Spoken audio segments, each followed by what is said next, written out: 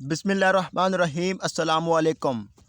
इस वीडियो के अंदर हम वर्बल इंटेलिजेंट टेस्ट करेंगे जो कि पाकिस्तान फोर्सेस के इनिशियल टेस्ट के अंदर और आईएसएसबी के अंदर आपसे पूछे जाते हैं। मैं कोशिश करूंगा कि इन सवालात को और इनसे मुतल्लिक़ जितनी भी चीज़ें हैं उनको अच्छी तरह एक्सप्लेन कर सकूं। तो चलते हैं जी आज की वीडियो की तरफ और पहले सवाल की तरफ। पहले सवाल के अंदर वो कहता है A is the father of B, लेकिन बी जो है वो ए का जो है बेटा नहीं है।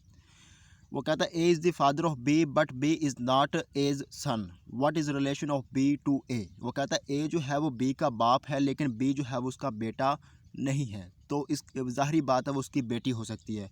अगर हम बी को उसकी बेटी ले लें तो ए जो है उसका बाप बन जाएगा और बी जो है उसका बेटा नहीं रहेगा बल्कि बेटी बन जाएगी। तो यहाँ पर हमारा जो आंसर होगा वो डी वाला होगा। तो चलते हैं ये दूसरे सवाल की तरफ।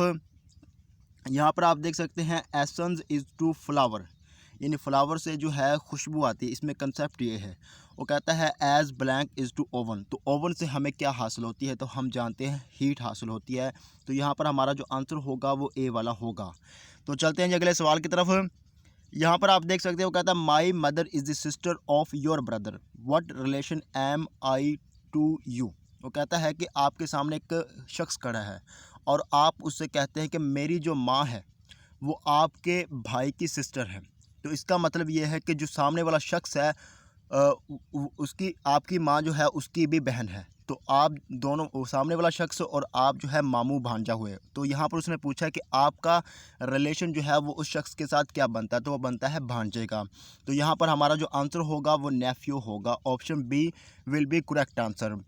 अब चलते हैं जी सवाल नंबर 4 की तरफ। यहाँ पर वो कहता है which one is the out of list, यानी कौन सा जो है वो आउट मैन आउट के मुताबिक मुख्तलिफ है। तो सबसे पहले जो बफेलो है जिसे भैंस कहा जाता है, गोट बकरी, शीप भेड़ और काऊ जो है गाय को कहा जाता है, हॉर्स जो है वो घोड़े को कहा जा सकता है।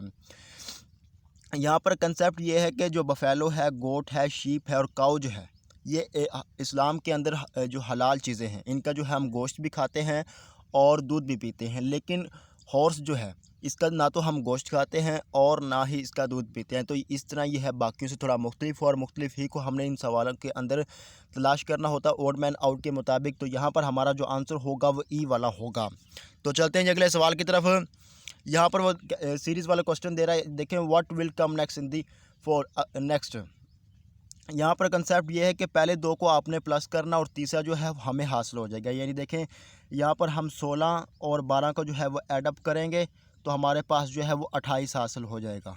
यही तरीकाकार जो है वो हमने आगे अप्लाई करना है। 4 और 8 के दरमियान जब 4 और 8 को हम आपस में एडअप करेंगे तो हमारे पास जो आंसर हासिल होगा वो 12 होगा। तो इस तरह हमारा जो ऑप्शन बनता है दुरुस्त वो है 12 ए वाला। तो चलते हैं अगले सवाल की तरफ। यहाँ पर देखो कहता है राइट द नेक्स्ट नंबर। तो यहाँ पर कंसेप्ट ये है कि पहला जो है हाफ़ होता है तो दूसरा हासिल हो जाता है। यानी देखिए यहाँ पर 62 था, उसका जो हमने हाफ़ किया तो 31 हासिल हो गया। यहाँ पर 34 था, इसका हाफ़ किया तो 17 हासिल हो गया। तो आगे यहाँ पर 20 है तो इसका जो अब हाफ़ करेंगे तो 10 हासिल होगा और 10 ही हमारा यहाँ पर आंसर होगा। ऑप्शन जो सी है यहाँ पर हमारा करेक्ट आंसर है। तो चलते हैं जी अगले सवाल की तरफ। वहाँ पर यहाँ पर कहता है विच word is out of list, यानी ओड मैन आउट के मुताबिक हमने जो है मुख्तलिफ तलाश करना है। तो सबसे पहले वो रेडियस कहता है, फिर आर्क, डायामीटर और सर्कमफ्रेंस, आखिर में डायगोनल कहता है। तो याद रखिएगा रेडियस, डायामीटर, आर्क और सर्कमफ्रेंस ये एक सर्कल की टर्मिनोलॉजी है और मैथ के अंदर यूज़ होती हैं और मैथ वाले स्टूडेंट ये जानते होंगे। लेकिन डायगोनल जो है वो एक मैथ की जो अलग ब्रांच है जिसे ज्योमेट्री कहा जाता है उसकी एक टर्मिनोलॉजी है। तो ये जो है बाकियों से थोड़ा मुख्तलिफ हुआ। तो यहाँ पर हमारा जो आंसर होगा वो ई वाला होगा। तो चलते हैं अगले सवाल की तरफ। यहाँ पर कहता है if Sunday dawn 3 day before yesterday, यानी यस्टरडे से 3 दिन पहले जो दिन तलू होता है उसका नाम है संडे। आगे कहता है what day will dawn 2 day after tomorrow, यानी टुमारो से 2 दिन पहले बाद जो है कौन सा दिन तलू होगा। तो याद रखिए वो कहता है कि यस्टरडे से 3 दिन पहले जो है वो संडे है, तो संडे से 3 दिन बाद जो दिन होगा वो जुमेरात का होगा। यानी यस्टरडे को जुमेरात है, ये बात आपने याद रखनी है। यस्टरडे को जो है वो है थर्सडे। तो आगे जो है 2 डे को जो है वो होगा जुमा, यानी फ्राइडे होगा। तो आगे जो टुमारो होगा, टुमारो को होगा सैटरडे। तो उसने पूछा टुमारो से 2 दिन बाद, अगर टुमारो को जो सैटरडे है तो 2 दिन बाद यानी हमने क्या करना है, इतवार और सोमवार वाले 2 दिन है छोड़ देने और सीधा जो है मंगल की तरफ आ जाएंगे। तो हमारा यहाँ पर जो आंसर होगा वो ट्यूसडे वाला होगा। ऑप्शन जो डी है वो हमारा यहाँ पर बेस्ट आंसर होगा। तो चलते हैं जी अगले सवाल की तरफ। यहाँ पर वो कहता है spot out the stranger in the following. यहाँ पर जो मुख्तलिफ है उसे तलाश करें। तो सबसे पहले लिखा हुआ गॉडली, यहाँ पर पॉइस, होली, एथिस्ट।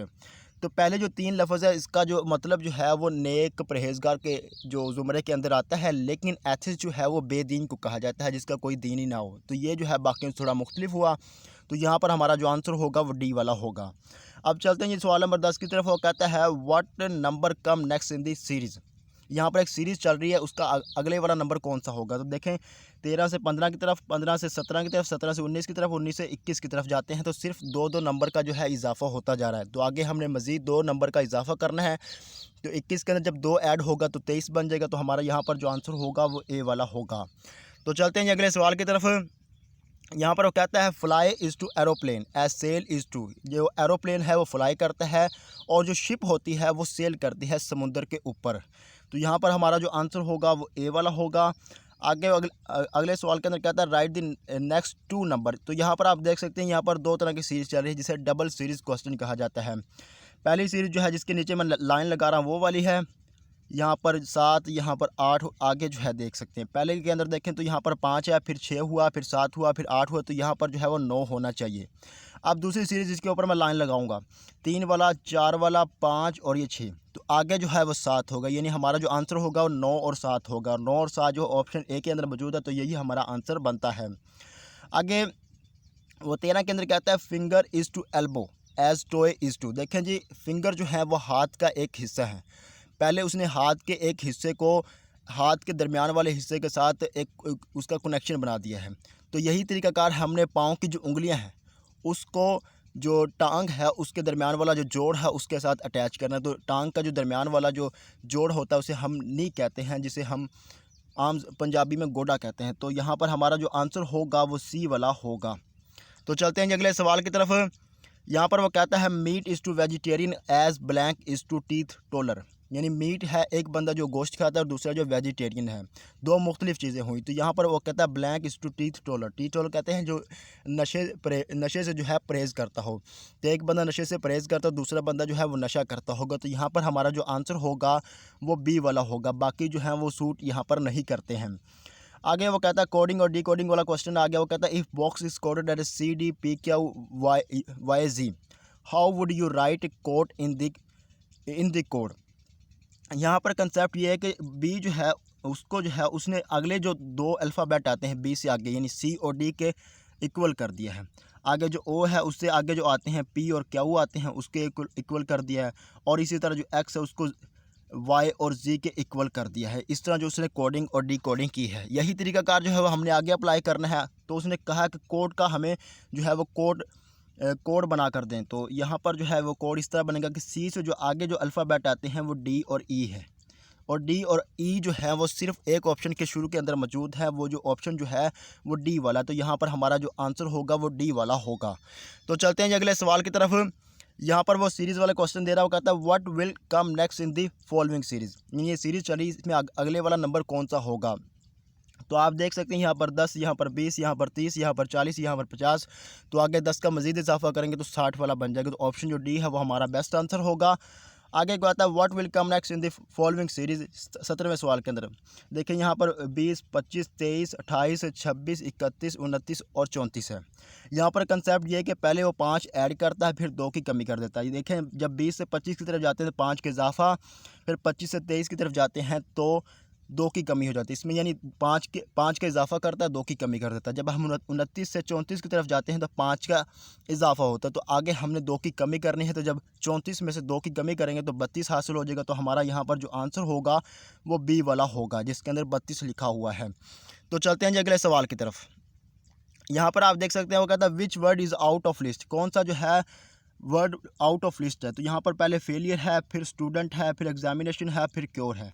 ये जो फेलियर, स्टूडेंट और एग्जामिनेशन जो है ये स्कूल, कॉलेज, यूनिवर्सिटी की टर्मिनोलॉजी है और यहाँ पर इस्तेमाल होती है। लेकिन क्योर जो है यानी इलाज करना, ये जो है हस्पताल के अंदर यूज़ होती है। तो ये जो है बाकी जो थोड़ा मुख्तलिफ हुई, यही हमारा आंसर होगा डी वाला।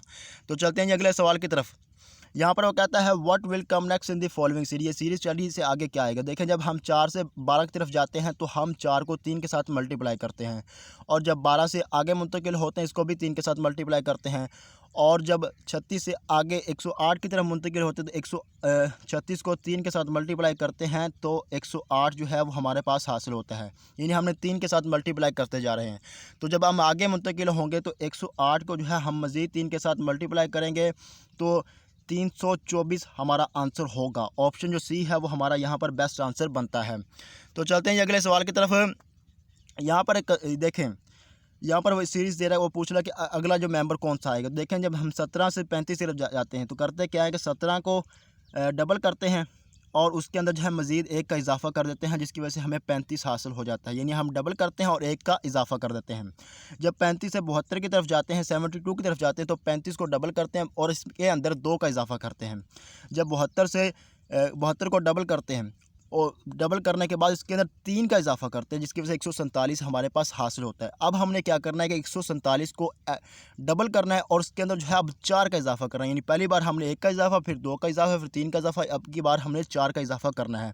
तो हमारा जो आंसर होगा वो 298 होगा। ऑप्शन जो ए है वो हमारा बेस्ट आंसर होगा।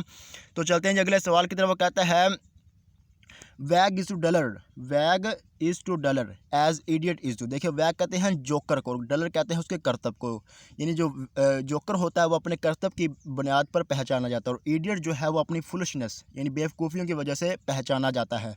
तो ऑप्शन जो डी है वो हमारा बेस्ट आंसर होगा। वो कहता है 23 के अंदर free is to imprison as forgive is to, यानी फ्री जो एक बंदा फ्री है और दूसरे जो है वो कैद के अंदर है, दो मुख्तलिफ चीज़ें। तो फॉरगिव जो है इसका जो उल्ट होगा वो पुनिश होगा, B will be correct answer.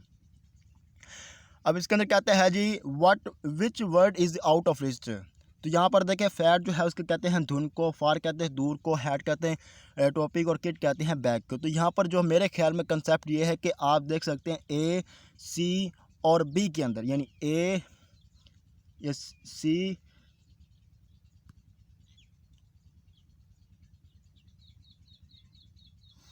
यहाँ पर आप देख सकते हैं 24 के अंदर वो कहता है विच word is out of list, कौन सा जो लफ्ज़ है आउट ऑफ लिस्ट है। तो यहाँ पर पहले देख सकते हैं फैड है, फिर फार है, फिर हैट है, फिर किट है।